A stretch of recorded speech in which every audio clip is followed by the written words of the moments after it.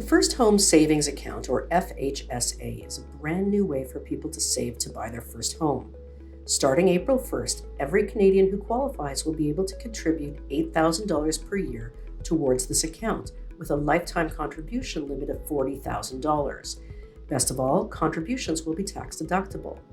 While it sounds similar to a home buyer's plan withdrawal from an RSP, the key difference is that you have to repay home buyer's plan withdrawals, but you don't have to recontribute the funds to the First Home Savings Account. Knowing how expensive home ownership can be, you can imagine that this is going to be a very attractive feature. To qualify to open an FHSA, you must be over the age of 18 and under the age of 71, and you must not have owned a home in the previous 4 years. This is the exact same criteria that was applied to the home buyer's plan. In the short term, the home buyer's plan will still allow you to access more money on a tax-deferred basis than the First Home Savings Account, because it's going to take 5 years before the full $40,000 contribution limit can be reached. Having reconsidered their position, however, the government will allow you to utilize both accounts, saving $75,000 in a tax-preferred manner for your down payment. One caveat, however: First Home Savings Account contributions will not be able to be carried back and deducted against the previous year's income if the contribution is made in those critical first 60 days of the calendar year. You will, however, be able to carry the deduction forward and claim it in a future year if you anticipate being in a higher tax bracket in the future.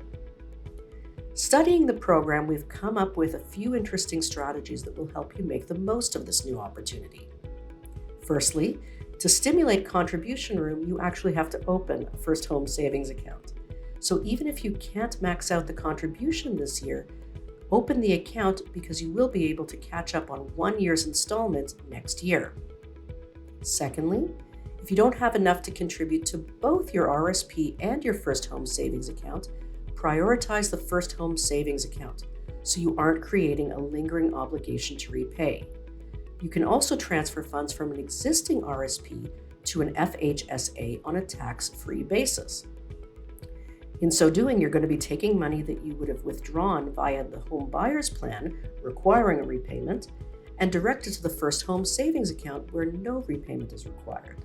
Just don't expect to get a second deduction for those transferred funds because you already received it. If you qualify for the First Home Savings Account but you don't want to buy a home, opening an FHSA can help you accumulate additional retirement savings. Unused FHSA funds can be moved to your RSP without requiring that you have RSP contribution room. Just keep in mind that you won't be able to participate in the FHSA again.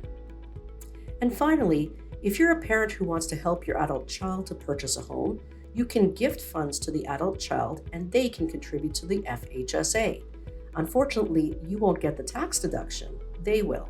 But on the bright side, if they don't end up purchasing a home, any withdrawals will be taxable in their hands, not yours.